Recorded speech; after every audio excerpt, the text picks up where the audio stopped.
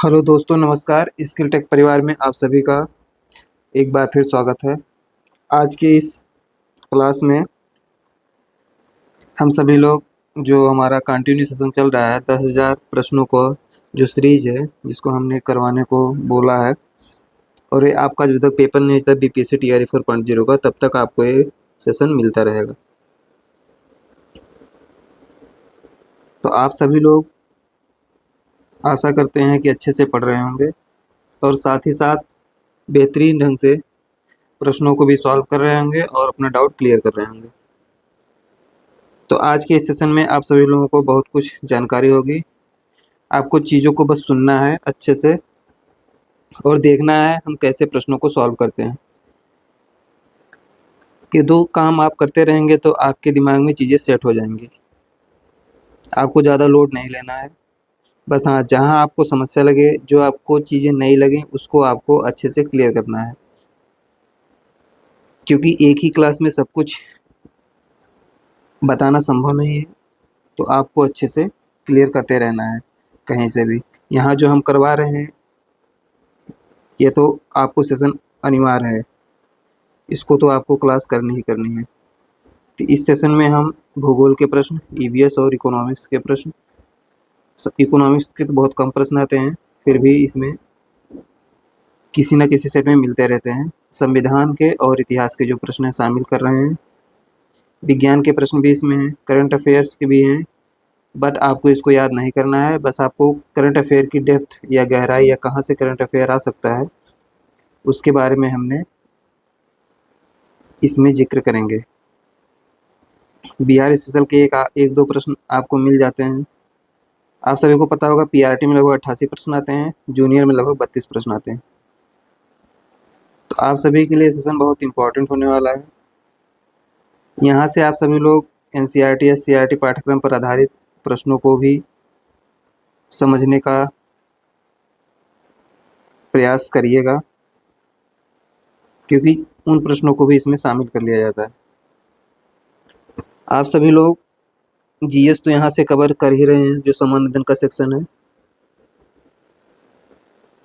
और जिन भी बच्चों को मैथ्स की क्लास करनी है इसी चैनल पर, स्किल टेक के ऑफिशियल चैनल पर सूर्यवंश सर मैथ की क्लास करवा रहे हैं, तो वहाँ से आप सभी लोग अपना तैयारी बेहतरीन कर सकते हैं। और हाँ, मैथ्स के जो सवाल हैं वो एनटीपीसी लेवल के हैं, लेकिन वो बीपीएससी में भी हूबहू प्रश्न एनटीपीसी के सवाल पूछ लिया जाता है, क्योंकि अर्थमेटिक वहाँ पर भी ज़्यादा आता है और अर्थमेटिक एनटीपीसी में भी ज़्यादा आता है। तो वही प्रश्न डायरेक्ट आपको जो एनटीपीसी में करवाया जा रहा है, सूर्यवंश सर जो करवा रहे हैं, वही प्रश्न हूबहू बीपीएससी के एग्ज़ाम में आपको देखने को मिलेंगे। कुछ प्रश्न, सभी तो नहीं कह सकते हैं, लेकिन कुछ प्रश्न आपको ज़रूर मिलेंगे। तो आप सभी लोग उसको अच्छे से पढ़ सकते हैं और अपनी तैयारी को मजबूत कर सकते हैं। और इतना आपको भरोसा दिलाते हैं कि बीपीएससी जो है, जो सूर्यवंश सर करवा रहे हैं मैथ्स के क्वेश्चंस, उसको क्रॉस नहीं कर पाएगा उस लेवल को। वो पर्याप्त है आप सभी के लिए, जो जितने भी लोग शिक्षक भर्ती की तैयारी कर रहे हैं। तो ऐसा नहीं है कि उस पर सिर्फ बीपीएससी नहीं लिखा है तो आप सभी लोग उसको नहीं पढ़ेंगे। जिसको भी पढ़ने की इच्छा हो वो चेक कर सकता है जाकर। प्लेलिस्ट भी बनी है इसी चैनल पर और डेली डेली वीडियो भी पढ़ता रहता है। तो आइए आज का सेशन स्टार्ट करते हैं। तो जैसा कि इसमें पहला प्रश्न दिया गया है, भारत में मानसून के मौसम के दौरान अधिकांश चक्रवातों की उत्पत्ति होती है 8 डिग्री उत्तर और 13 डिग्री उत्तर अक्षांश के बीच, 10 डिग्री उत्तर और 15 डिग्री उत्तर अक्षांश के बीच, 16 डिग्री उत्तर और 21 डिग्री उत्तर अक्षांश के बीच, उपरोक्त में से एक से अधिक, उपरोक्त इनमें से कोई नहीं। तो अधिकांश चक्रवात कहाँ पे आते हैं यह पूछा जा रहा है इस प्रश्न में। तो आप सभी लोगों को इसमें जो राइट जवाब है वो हो जाएगा 10 डिग्री उत्तर से 15 डिग्री उत्तर अक्षांश के बीच। जैसा कि आप सभी लोगों को पता ही होगा, नहीं पता है तो हम बता देते हैं कि ज़्यादातर चक्रवात कहाँ पे आता है, बंगाल की खाड़ी में आता है। तो बंगाल की खाड़ी में ज़्यादा चक्रवात आता है, तो वहाँ से भी आप इस चीज़ को लिंकअप कर सकते हैं। जैसे देखिए, जो 10 डिग्री चैनल है अंडमान निकोबार द्वीप समूह के बीच स्थित है। तो वहाँ से भी आप इस चीज़ को पकड़ सकते हैं। जो 8 डिग्री चैनल है वो अरब सागर में स्थित है। जो मालदीव है वहाँ पर ये सब आप चीज़ों मिलेगा। तो ऐसा नहीं है कि आपको ये चीज़ें याद है तभी आप पकड़ पाएंगे, आपको थोड़ा से लिंकअप करने आना चाहिए तो आपको इस प्रश्न को सही कर पाएंगे। तो इस प्रश्न का राइट जवाब ऑप्शन 2 सही है। आइए नेक्स्ट प्रश्न देखते हैं।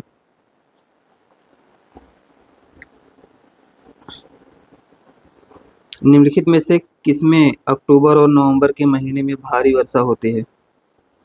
पहला ऑप्शन यहाँ दिया गया है गारो, खासी और जयंतिया की पहाड़ियाँ। कोरोमंडल तट दूसरा ऑप्शन दिया गया है। छोटा नागपुर का पठार तीसरा ऑप्शन दिया गया है। उपरोक्त में से एक से अधिक चौथा ऑप्शन दिया गया है। इनमें से कोई नहीं पांचवा ऑप्शन दिया गया है। इस प्रश्न का राइट जवाब होगा कोरोमंडल तट। कोरोमंडल तट कहाँ है इसका लोकेशन आप सभी को दिखा देते हैं। तो अक्टूबर और नवंबर के महीने में पूछा जा रहा है इसमें। देखिए कोरोमंडल तट यही है, कोरोमंडल तट। आइए नेक्स्ट प्रश्न देखते हैं।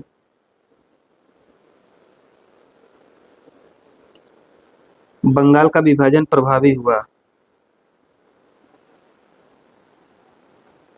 यहाँ पे जो पहला ऑप्शन दिया गया है 14 अक्टूबर 1905 को। दूसरा ऑप्शन दिया गया 15 अक्टूबर 1905। तीसरा ऑप्शन 16 अक्टूबर 1905। उपरोक्त में से एक से अधिक चौथा ऑप्शन दिया गया है। उपरोक्त में से कोई नहीं पांचवा ऑप्शन दिया गया। इस प्रश्न का राइट जवाब हो जाएगा 16 अक्टूबर 1905। आइए नेक्स्ट प्रश्न देखते हैं। बंबई में कांग्रेस द्वारा भारत छोड़ो प्रस्ताव पास किया गया।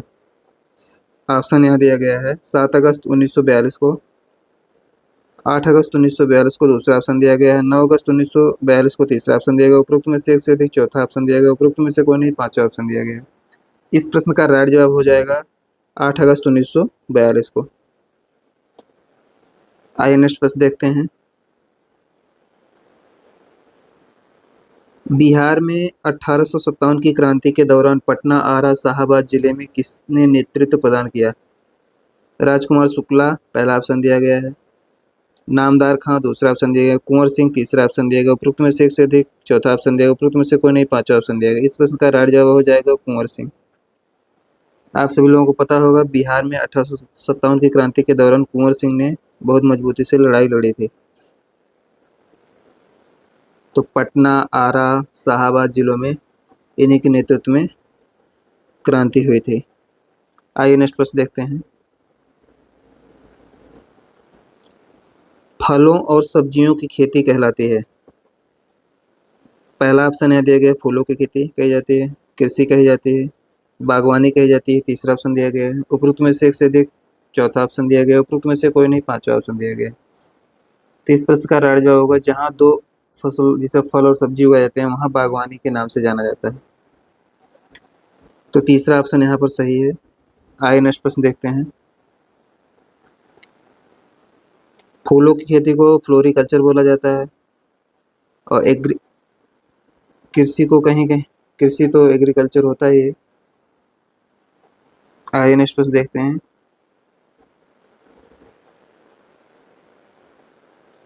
जिन डिब्बों में खाना पैक किया जाता है उन्हें टिन द्वारा लेपित किया जाता है, ना कि जिंक द्वारा, क्योंकि यहाँ ऑप्शंस दिए गए हैं। पहला ऑप्शन दिया गया है टिन जिंक की तुलना में अधिक अपक्रियाशील है। दूसरा ऑप्शन दिया गया जिंक टिन की तुलना में अधिक अपक्रियाशील है। तीसरा ऑप्शन दिया गया जिंक टिन से महंगा है।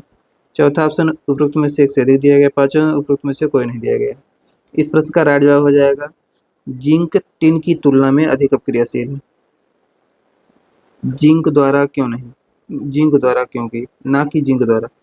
तो जिंक अधिक क्रियाशील है इसीलिए तो इसका उपयोग नहीं किया जाता, इसीलिए टिन का उपयोग किया जाता है। इस प्रश्न का राइट जवाब ऑप्शन 2 सही है। ये प्रश्न पीआरटी में भी आ चुका है और जूनियर में भी पूछा गया है और साथ ही ये टीजीटी में भी पूछा गया और पीजीटी में भी आया है। अब आप लोग समझ सकते हैं कि चारों में लगभग आ चुका है किसी न किसी सेट में या किसी न किसी एग्जाम में, चाहे TR1 में आया हो या फिर 2 में आया हो या फिर 3 में आया हो। ये प्रश्न पूछा गया है किसी न किसी स्तर पर। अब जिसको नहीं पता होगा या गलत कर देगा उसका एक क्वेश्चन लॉस हो जाएगा। आइए नेक्स्ट प्रश्न देखते हैं। निम्नलिखित में से कौन सा कथन सही है? राजा राम मोहन राय नवीन शिक्षा के अग्रणी थे। स्वामी दयानंद सरस्वती ने भारत भारतीयों के लिए का नारा दिया। विवेकानंद ने विश्व धर्म संसद में भाग लिया। उपरोक्त में से एक से अधिक, उपरोक्त में से कोई नहीं। तो इस प्रश्न का जो राइट जवाब हो जाएगा, इसमें उपरोक्त में से एक से अधिक सही है। आइए नेक्स्ट प्रश्न देखते हैं। एक प्रिंटर की गुणवत्ता किससे निर्धारित की जाती है? अब देखिए कंप्यूटर का प्रश्न है। शब्द प्रति इंच पहला ऑप्शन दिया गया है, प्रतिहार प्रति इंच दूसरा ऑप्शन रखा गया है, बिंदु प्रति इंच तीसरा ऑप्शन रखा गया है, उपरोक्त में से एक से अधिक चौथा ऑप्शन रखा गया है, उपरोक्त में से कोई नहीं पांचवा ऑप्शन रखा गया है। इस प्रश्न का राइट जवाब हो जाएगा बिंदु प्रति मिनट, जिसको डीपीआई भी बोला जाता है। डीपीआई, इसी को डीपीआई भी बोला जाता है। आइए नेक्स्ट प्रश्न देखते हैं।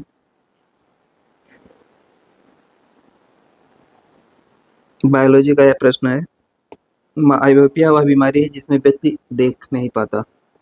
दूर की वस्तुएं स्पष्ट रूप से, पास की वस्तुएं स्पष्ट रूप से।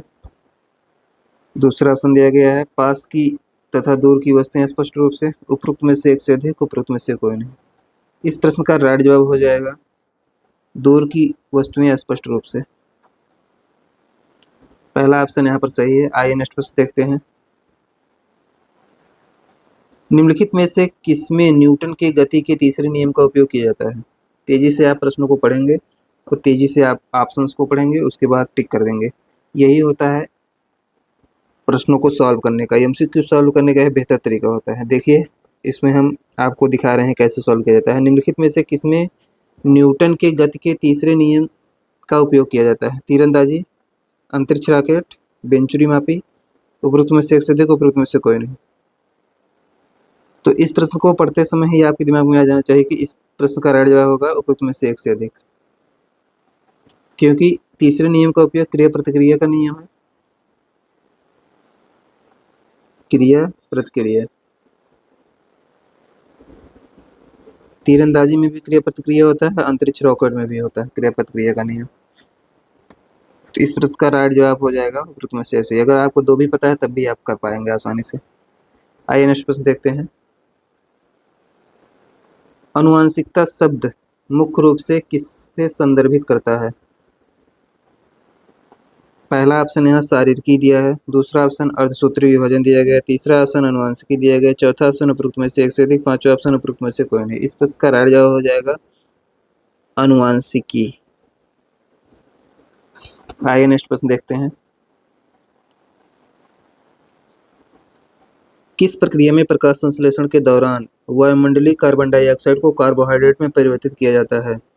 पहला ऑप्शन ऑक्सीकरण दिया है, दूसरा अपचयन दिया है, तीसरा जल अपघटन दिया है, चौथा उपरोक्त में से एक से अधिक, पांचवा उपरोक्त में से कोई नहीं। इस प्रश्न का राइट जवाब हो जाएगा अपचयन। आइए नेक्स्ट प्रश्न देखते हैं। ट्रैकोमा रोग किससे संबंधित है? फेफड़ों से पहला ऑप्शन दिया गया है, कान से दूसरा ऑप्शन रखा गया है, नेत्र से तीसरा ऑप्शन रखा गया है, उपरोक्त में से एक से अधिक चौथा ऑप्शन रखा गया, उपरोक्त में से कोई नहीं पांचवा ऑप्शन रखा गया है। इस प्रश्न का राइट जवाब हो जाएगा नेत्र से। ट्रैकोमा बीमारी है, यहाँ लिखा गया है, या नेत्र से संबंधित बीमारी। आप इसको यहाँ पर टिक कर सकते हैं। आइए नेक्स्ट प्रश्न देखते हैं। रासायनिक गुणों को अपरिवर्तित रखते हुए एक परमाणु के नाभिक में जोड़े जाने वाले कण कौन से होते हैं? Neutron, electron, proton. उपरोक्त में से एक से अधिक, उपरोक्त में से कोई नहीं। तो इस प्रश्न का राइट जवाब हो जाएगा न्यूट्रॉन। नाभिक के जोड़े में कण कौन से होते हैं यह पूछा गया है। अपरिवर्तित रखते हुए परमाणु के नाभिक को, तो न्यूट्रॉन ही रखा जाता है। आइए नेक्स्ट प्रश्न देखते हैं। इस प्रश्न में बोला गया है इस रिलीज हुई उच्च अवधारणा विज्ञान के बारे में प्रसिद्ध विज्ञान ओपेनहाइमर के निर्देशक कौन हैं? अब देखिए, एक करंट का प्रश्न है, इसको आपको याद नहीं करना है क्योंकि ये PYQ का करंट है, ये रिलेवेंट नहीं रहेगा। लेकिन आपको प्रसिद्ध फिल्मों का यदि कोई आता है अवार्ड फंक्शन, तो उसको आपको याद करके रखना है, किसको मिल रहा है, कौन इसको बनाया है। तो क्रिस्टोफर नोलन पहला ऑप्शन दिया है, गाय रिची दूसरा ऑप्शन रखा गया है, लॉरा मैगेन तीसरा ऑप्शन रखा, उपरोक्त में से एक चौथा, उपरोक्त में से कोई नहीं पांचवा रखा गया है। इस प्रश्न का राइट जवाब है क्रिस्टोफर नोलन। इसको आपको याद नहीं करना है, बस आपको प्रकृति को समझाने के लिए हमने इस प्रश्न को रखा है कि करंट की प्रकृति कैसी होती है, कितनी गहराई तक जा सकता है। और कभी भी फिल्म से रिलेटेड कोई अवार्ड फंक्शन होता है तो आपको याद रखना है, पहले भी हमने इसको जिक्र किया है, बताया है आपको, इसमें भी बता रहे हैं, दोबारा फिर एक बार बता दे रहे हैं। आपको इसको प्रकृति को समझना है, इसको याद नहीं करना है। आइए नेक्स्ट प्रश्न देखते हैं। देखिए, ये भी करंट का प्रश्न है।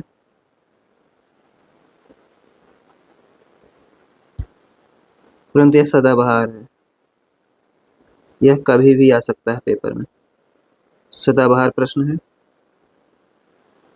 लेकिन एक करंट में मुद्दा ज़्यादा था, इसीलिए यह प्रश्न पूछ लिया गया पेपर में। देखिए पहले इसमें क्या लिखा गया, एलन मस्क द्वारा सिग्नेचर ब्लू बर्ड लोगों को बदलकर एक्स लोगों की घोषणा करने से पहले 2012 में अपने अंतिम संस्करण में ट्विटर के प्रतिष्ठित बर्ड के निर्माता के रूप में किसे माना जाता है? ऐसे आपको तेजी से प्रश्न पढ़ना रहता है एग्जाम हॉल में। मैं चाहता तो यहाँ आराम आराम से पढ़ के भी बता सकता हूँ, लेकिन आपको आदत भी पड़ जाएगी ना आराम आराम से पढ़ने की, इसलिए आप हैबिट डेवलप कीजिए थोड़ा स्पीड बढ़ाने की। जैक डोर्सी पहला ऑप्शन रखा गया है, मार्टिन ग्रॉसर दूसरा ऑप्शन रखा गया है, नोआ ग्लॉस तीसरा ऑप्शन रखा गया है, उपरोक्त में से एक से अधिक चौथा ऑप्शन रखा है, उपरोक्त में से कोई नहीं पांचवा ऑप्शन रखा गया है। तो यक्स लोगों को घोषणा की पहले और 2012 में अपने अंतिम संस्करण ट्विटर के प्रतिष्ठित वर्ड निर्मित के रूप में किसे माना जाता है? तो इसका जो प्रतिष्ठित वर्ड का निर्माता थे उनका नाम था मार्टिन ग्रासर और संस्थापक थे जैक डोर्सी, ट्विटर के संस्थापक।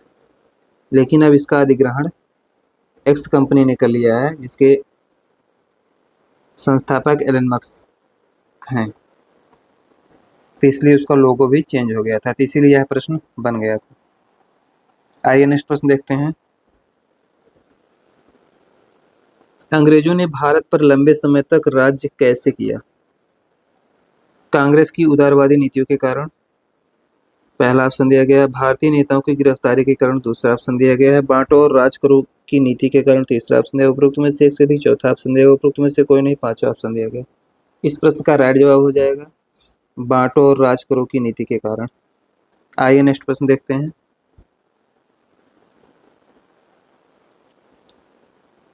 इनमें से कौन इंग्लैंड में भारत के अनाधिकारिक दूत बने? अनाधिकारिक दूत बने पूछा जा रहा है इसमें। सूर्यनाथ बनर्जी पहला ऑप्शन दिया गया है, दादा भाई नौरोजी दूसरा ऑप्शन रखा गया है, स्वामी विवेकानंद तीसरा ऑप्शन रखा गया है, उपरोक्त में से एक से अधिक चौथा ऑप्शन रखा है, उपरोक्त में से कोई नहीं पांचवा ऑप्शन रखा गया है। इस प्रश्न का राइट जवाब हो जाएगा दादा भाई नौरोजी। देखिए कैसे ही प्रश्नों को पढ़ते ही समय आपको हम आंसर भी बता दे रहे हैं। जब आपको चीज़ें पहले से तैयार रहेंगे तो आप भी ऐसा कर पाएंगे। आइए नेक्स्ट प्रश्न देखते हैं। आयरलैंड के प्रधानमंत्री के रूप में दूसरे कार्यकाल के लिए किसे चुना गया है? अगर एक बार नहीं समझ में आया दोबारा फिर पढ़ लीजिए। आयरलैंड के प्रधानमंत्री के रूप में दूसरे कार्यकाल के लिए किसे चुना गया है? सभी प्रश्नों पर यह नियम अप्लाई होता है। तो यहाँ पर माओ त्से तुंग पहला ऑप्शन रखा गया है, रॉबर्ट अबेला दूसरा ऑप्शन रखा गया है, लियो राड का तीसरा ऑप्शन है, उपरोक्त में से एक से अधिक चौथा ऑप्शन रखा गया है, उपरोक्त में से कोई नहीं पांचवा ऑप्शन रखा गया है। तो इस प्रश्न में जो है करंट से रिलेटेड प्रश्न है, इसको भी आपको याद नहीं करना है क्योंकि हमेशा राष्ट्राध्यक्ष या प्रधानमंत्री जो परिवर्तित होते रहते हैं। आयरलैंड का पूछा है, किसी और देश का पूछ लेगा कभी भी। तो आपको जो नए शपथ लेते हैं नए पदाधिकारी, किसी भी देश के, तो उनको आपको याद कर लेना है। तो उस समय लियो वाराडकर जो थे वो आयरलैंड के पीएम नियुक्त हुए थे दूसरे कार्यकाल के लिए। तो इस प्रश्न को दिखा दिए हैं, तो आप कभी भी जब पढ़ेंगे तो आपके दिमाग में सेट रहेगा कि हमको इस चीज़ को अच्छे से तैयार करके रखना है, क्योंकि पेपर में आ सकता है, हमने इसको पहले पढ़ा है, सॉल्व किया है पेपर में। तो इसलिए हम प्रश्नों को रख लेते हैं करंट अफेयर्स के। आइए नेक्स्ट प्रश्न देखते हैं। भारत में आयोजित G20 शिखर सम्मेलन में अफ्रीकी संघ की अस्थायी सदस्य बनाया गया अफ्रीकी संघ के अध्यक्ष कौन है? इसको भी आपको अपडेट कर लेना है, यह भी करंट का प्रश्न है, ये बदलते रहते हैं। जिस समय ये प्रश्न आया था उस समय के जो अफ्रीकी संघ के अध्यक्ष थे उनका नाम अभी हम बता देते हैं, लेकिन आपको अपने आप को इसको याद नहीं करना है। यदि यही सेम अभी भी हैं तो याद कर लेना है, नहीं तो आपको गूगल से पूछकर अपनी जानकारी व्यवस्थित कर लेनी है। देखिए पहला ऑप्शन है अजाली असुमानी दिया गया है, जस्टिस टूडो दिया गया है, उर्सुला वॉन डेर लेयन दिया गया है तीसरा ऑप्शन, उपरोक्त में से एक से अधिक चौथा ऑप्शन दिया गया है, इनमें से कोई नहीं पांचवा ऑप्शन दिया गया है। इस प्रश्न का राइट जवाब हो जाएगा अजाली असुमानी, पहला ऑप्शन यहाँ सही है। चाहता तो मैं इस प्रश्न को गूगल से खोज कर स्वयं ही करवा देता, लेकिन आप स्वयं से करेंगे तो करंट अफेयर के प्रश्न हमेशा बार बार तो कोई पढ़ता नहीं है, लेकिन आप जब भी पढ़िए तो अपने मन से पढ़िए और अच्छे से उसको याद कर लीजिए। यहाँ बता देते तो बहुत लोग उसको भूल भी जाएंगे, इसलिए मैं इसको यहाँ पर नहीं बता रहा हूँ, एक खुद से आपको काम करना पड़ेगा। आइए नेक्स्ट प्रश्न देखते हैं। निम्नलिखित में से किसने राष्ट्रमंडल खेलों के 2026 संस्करण की मेजबानी से इसके आयोजन पर भारी अनुमानित व्यय के कारण अपना नाम वापस ले लिया? अब देखिए 2026 में होने वाला है राष्ट्रमंडल खेल, यह भी एक प्रश्न कभी भी पेपर में आ सकता है। तो यहाँ पहला ऑप्शन लंदन यूके रखा गया है, कुआलालंपुर मलेशिया ने अपना नाम वापस लिया था, यह पूछ रहा। विक्टोरिया ऑस्ट्रेलिया ने अपना नाम वापस लिया था, यह पूछा जा रहा है। उपरोक्त में से एक से अधिक, उपरोक्त में से कोई नहीं। इस प्रश्न का राइट जवाब हो जाएगा ऑप्शन नंबर 3, विक्टोरिया ऑस्ट्रेलिया ने अपना नाम वापस ले लिया था। आइए नेक्स्ट प्रश्न देखते हैं। 1889 में लोकतंत्र समर्थक आंदोलन को कुचलने वाले चीन के पूर्व राष्ट्रपति का नाम लिखिए। चीन में जैसे कि पूरी तरह से गणतंत्र या लोकतंत्र नहीं है, इसलिए वहाँ ये सब चीज़ें होती रहती हैं, इसीलिए यह प्रश्न बन गया है। और हाँ, एनसीईआरटी में भी इन सब चीज़ों को अच्छे से जिक्र किया गया है, चीन की स्थिति को लेकर, रूस की स्थिति को लेकर, फ्रांस की स्थिति को लेकर, तो वहाँ से भी ये प्रश्न बन जाते हैं। माओ तेसे तुंग पहला ऑप्शन रखा गया है, यांग सांगकुन दूसरा ऑप्शन रखा गया है, जियांग जेमिन तीसरा ऑप्शन रखा गया है, उपरोक्त में से एक से अधिक चौथा ऑप्शन रखा गया है, उपरोक्त में से कोई नहीं पांचवा ऑप्शन रखा गया। इस प्रश्न का राइट जवाब होगा जियांग जेमिन। 1889 में यही वहाँ के राष्ट्रपति थे। आइए नेक्स्ट प्रश्न देखते हैं।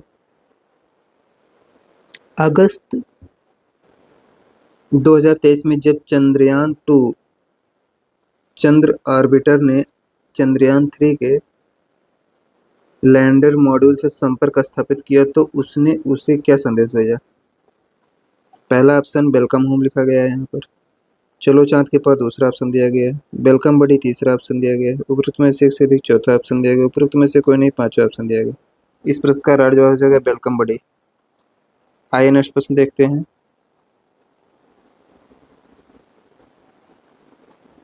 महारानी विक्टोरिया के उद्घोषणा निम्नलिखित में से किस तारीख को जारी की गई थी? 1 नवंबर 1957 को, 27 मार्च 1958 को, 1 नवंबर 1958 को, उपरोक्त में से एक से अधिक, उपरोक्त में से कोई नहीं। इस प्रश्न का राइट जवाब हो जाएगा 1 नवंबर 1858 को। आइए नेक्स्ट प्रश्न देखते हैं। अब देखिए, यह भी है करंट का प्रश्न, लेकिन सदाबहार प्रश्न है, तो इसको आपको तैयार करके रखना है। हाल ही में बने विपक्षी राजनीतिक दलों के गठबंधन इंडिया का पूर्ण रूप क्या है? Indian national development inclusive alliance पहला ऑप्शन दिया गया है। Indian national development for improvement alliance दूसरा ऑप्शन दिया गया है। Indian national development inclusive association तीसरा ऑप्शन दिया गया है। उपरोक्त में से एक से अधिक चौथा ऑप्शन दिया गया। उपरोक्त में से कोई नहीं, पांचवा ऑप्शन दिया गया। इस प्रश्न का राइट जवाब हो जाएगा दोस्तों Indian national development inclusive alliance. देखिए, आई फॉर इंडिया हो गया, एन फॉर नेशनल हो गया, डी फॉर डेवलपमेंट हो गया, आई फॉर इंक्लूसिव हो गया और ए फॉर इसमें अलायंस हो गया। आइए नेक्स्ट प्रश्न देखते हैं।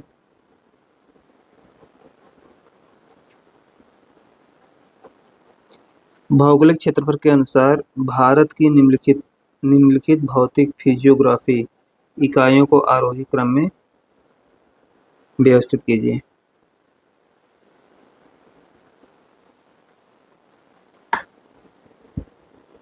तो आरोही क्रम मतलब बढ़ते क्रम में व्यवस्थित करना है। यहाँ पर नीचे दिए कोड का प्रयोग कर सही उत्तर को चुनिए। केंद्रीय उच्च भाग पहले नंबर पे यहाँ रखा गया है। महान मैदान दिया गया है, तटीय मैदान दिया गया, उत्तर पर्वत दिया गया है। अब देखिए, भारत की लोकेशन कुछ इस तरीके से है, तो इसको थोड़ा छोटा कर देते हैं। यहाँ पर आप सभी लोग लगभग परिचित होंगे इंडिया के मैप से। कुछ इस तरीके से इंडिया का मैप है।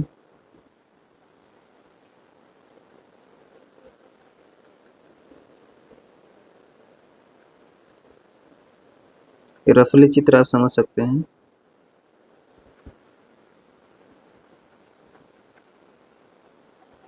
आइए देखते हैं, इधर जो है हिमालय है, महा क्या दिया, उत्तरी पर्वत, फिर मैदान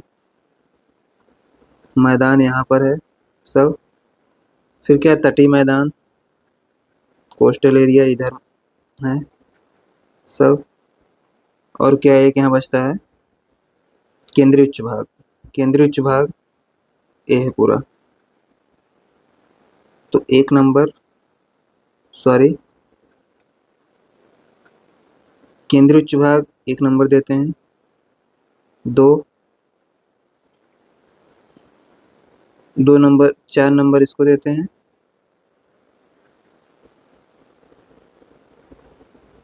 तटीय मैदान 3 नंबर, यहाँ भी 3 नंबर, और जो महान मैदान है 2 नंबर यहाँ पर, ये सब पूरा एरिया। तो इसमें पूछा आरोही क्रम मतलब बढ़ते क्रम में रखना है। तो बढ़ते क्रम में देखेंगे तो सबसे कम, अगर यहाँ देखेंगे तो ये तटीय जो मैदान होते हैं ये सबसे कम है। तो यहाँ से भी आप चीज़ों को पकड़ सकते हैं यदि आपको पता है। ज़्यादा में तो सबसे अधिक ये है, फिर आपको मैदान मिलेगा, फिर तीसरे नंबर पे पहला आएगा और लास्ट में ये आएगा तीसरे नंबर वाला। तो आरोही बढ़ते क्रम में रखना है तो 4 सबसे लास्ट में आएगा और 3 सबसे पहले आएगा। जहाँ पे है उसको टिक कर दीजिए, ऑप्शन आपका सही होगा। आइए नेक्स्ट प्रश्न देखते हैं। निम्नलिखित श्रेणियों को उत्तर से दक्षिण की ओर क्रम में व्यवस्थित कीजिए। अब देखिए, यह भी मैपिंग से प्रश्न है। उत्तर से दक्षिण क्रम में व्यवस्थित करना है। लद्दाख दिया गया, काराकोरम दिया गया, फिर पंजाब दिया है, जास्कर दिया गया। नीचे दिए गए कोड का प्रयोग कर सही उत्तर चुनिए। तो इस प्रश्न का राइट जवाब हो जाएगा, वैसे आपको बता देते हैं फिर आपको मैपिंग करके दिखा देंगे अभी। तो जो काराकोरम है उसको आप 1 नंबर देंगे। दक्षिण की ओर पूछा है तो सबसे नॉर्थ में काराकोरम है, फिर आपको लद्दाख आएगा, फिर आपको जास्कर आएगा, लास्ट में पीर पंजाल आएगा। तो 1 2 3 4, 1 2 3 4 मतलब यहाँ पे 2 रखेंगे, फिर उसके बाद फिर आपको 1 नंबर रखना है, सॉरी इस क्रम से आप मैच कराइए ना। 1 नंबर पे ये रहा तो 2 नंबर सबसे पहले आएगा। 2 नंबर पे लद्दाख है तो ई पहले आएगा। 3 नंबर पे ये है तो ये आएगा। और 4 नंबर पे 3 नंबर पे सबसे लास्ट में जो जास्कर नहीं सॉरी जो 4 नंबर पे है वो 3 नंबर वाला आएगा। अब देखिए 1 2 3 4 यही सही है इस प्रश्न का राइट जवाब हुआ। आइए नेक्स्ट प्रश्न देखते हैं। सॉरी इसमें बना के दिखाने को आपको बोले थे। देखिए ये हमारा जम्मू कश्मीर वाला जो एरिया है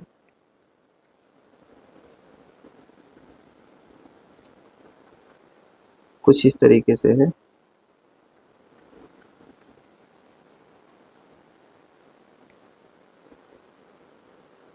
कुछ इस तरीके से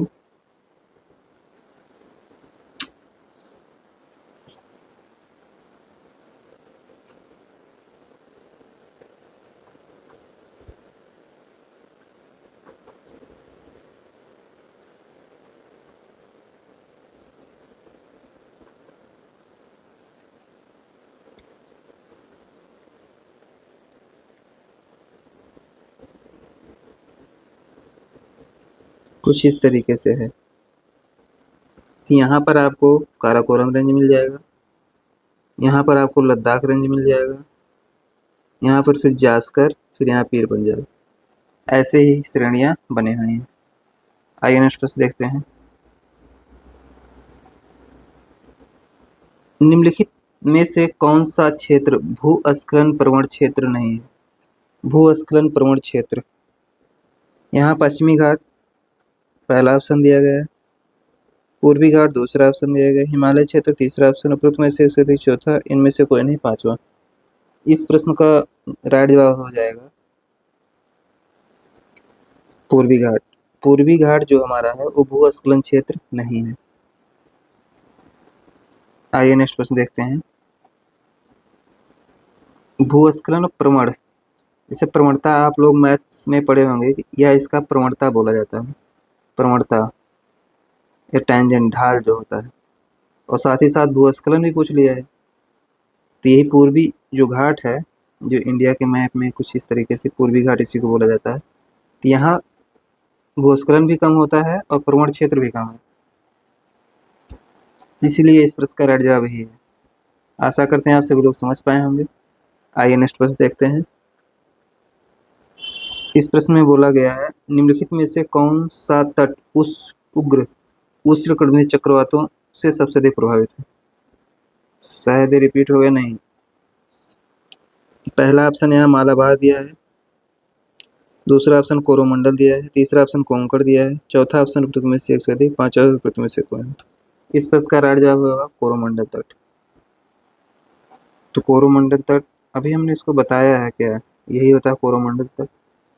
उष्णकटिबंधीय चक्रवात से सर्वाधिक ही प्रभावित होता है। बंगाल की खाड़ी में सर्वाधिक उठते हैं चक्रवात और यहाँ से आके टकराते हैं।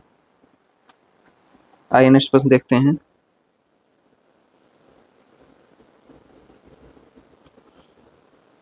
भारत सरकार अधिनियम 1935 को किसने गुलामी का चार्टर बताया? महात्मा गांधी पहला ऑप्शन दिया गया है। नेताजी सुभाष चंद्र बोस दूसरा ऑप्शन दिया गया है। मौलाना हजरत मोहनी तीसरा ऑप्शन दिया गया है। उपरोक्त में से एक से अधिक चौथा ऑप्शन दिया गया। उपरोक्त में से कोई नहीं पांचवा ऑप्शन दिया गया है। तो गुलामी का चार्टर बताए थे नेहरू जी ने। तो नेहरू जी का नाम यहाँ पर है नहीं तो इसलिए इस प्रश्न का राइट जवाब उपरोक्त में से कोई नहीं। आइए नेक्स्ट प्रश्न देखते हैं। जब बहता पानी चिकनी मिट्टी को काटता है और गहरे चैनल बनाता है तो क्या होता है? गली कटाव सीट क्षरण वनों की कटाई। उपरोक्त में से एक से अधिक। उपरोक्त में से कोई नहीं। जब बहता पानी चिकनी मिट्टी को काटता है तो गहरे चैनल बनाता है तो क्या कहते हैं?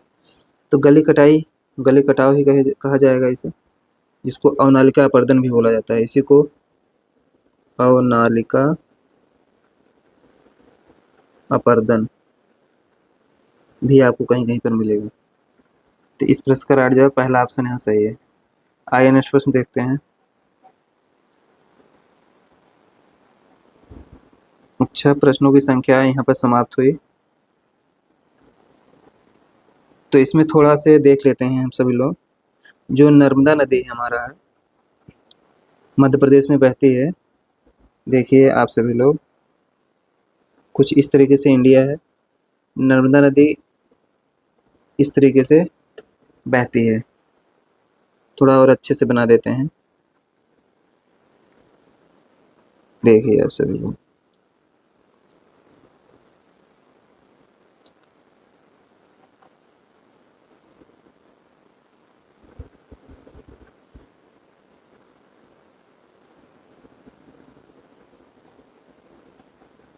तो जो नर्मदा नदी ऐसे बहती है, इसमें अवनालिका अपर्दन, सॉरी, चंबल नदी, चंबल नदी जो है मध्य प्रदेश बहती है। चंबल मध्य प्रदेश में। तो इसमें अवनालिका अपर्दन आपको बहुत देखने को मिलेगा।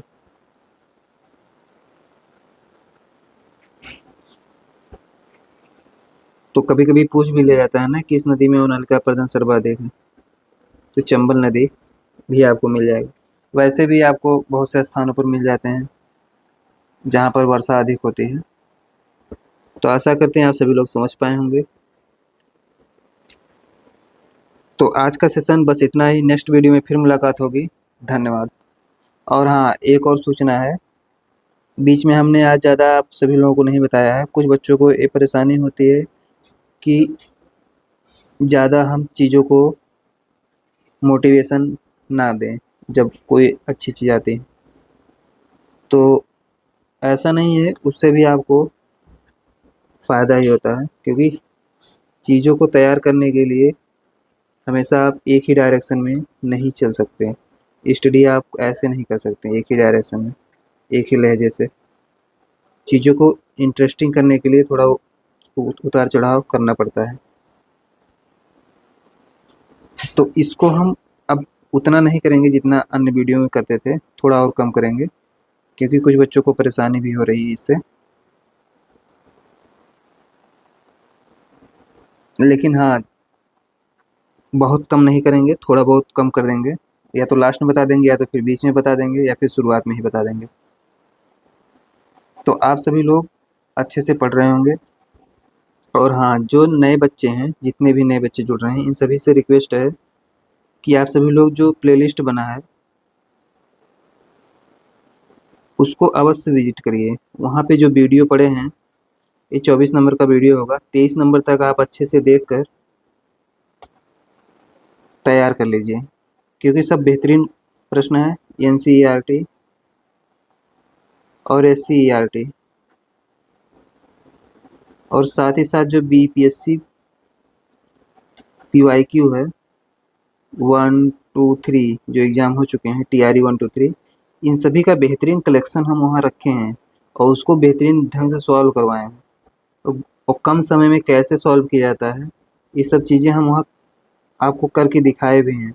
तो आप सभी लोग अवश्य इन चीज़ों को देखिए। आपको याद नहीं करना है, बस आपको सुनना है, चीज़ें आपके दिमाग में सेट हो जाएंगी। ऐसे हमने इसको डिज़ाइन ही किया है, ऐसे हमने इसको अच्छे से पढ़ाया है कि ये चीज़ें आपको दिमाग में सेट होनी ही होनी है। और हाँ, अभी हमने ऊपर आपको बताया है कि आप सभी लोग जो है मैथ्स, जिन भी बच्चों का कमज़ोर हो, बच्चे या बच्चियाँ कोई भी हों, तो वो सब जाकर जो सूरभान सर NTPC वाला करवा रहे हैं, NTPC का, तो उस मैथ्स टॉप सेशंस को आप लोग करिए। वहाँ प्रैक्टिस जो हो रहा है, जितने भी क्वेश्चन आ रहे हैं, सब आपको BPSC में हूबहू मिल जाते हैं प्रश्न। आप विश्वास करके पढ़ सकते हैं। नहीं है तो आप पहले MCQ सॉल्व कीजिए, फिर मैथ्स को लगाइए, तो आपको देखेंगे कि 2-4 प्रश्न आपको मिल ही रहे हैं।